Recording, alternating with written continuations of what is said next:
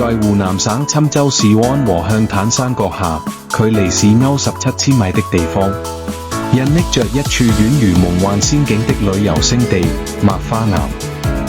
它宛如一顆璀璨的明珠，鑲嵌在這片神奇的土地上，散發着獨特而迷人的魅力。麥花岩是一處極為罕見的大型地下河溶洞溝，宛如一座神秘的地下宮殿。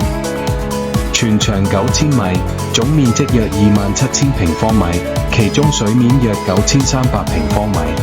它正處於生機勃勃的發育階段，規模宏大得令人驚嘆，屬於南方典型的喀斯特岩溶地貌。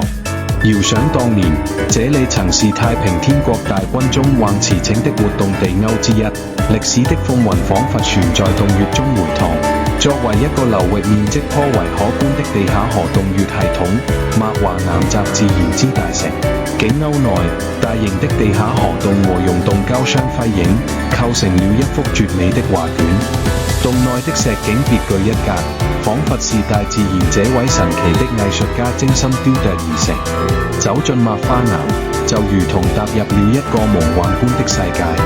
溶洞內的景觀鬼斧神工，每一處都晶瑩剔透，彷彿是用最純正的水晶雕琢而成。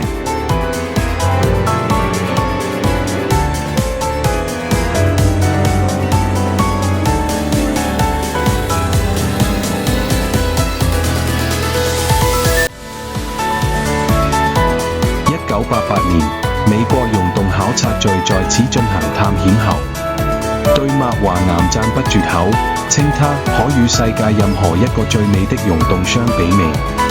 而洞中仍在生長發育的水下蓋膜正錐，更是全世界僅2處可現的稀世珍寶，被譽為國寶，彷彿是大自然賦予人類的珍貴禮物。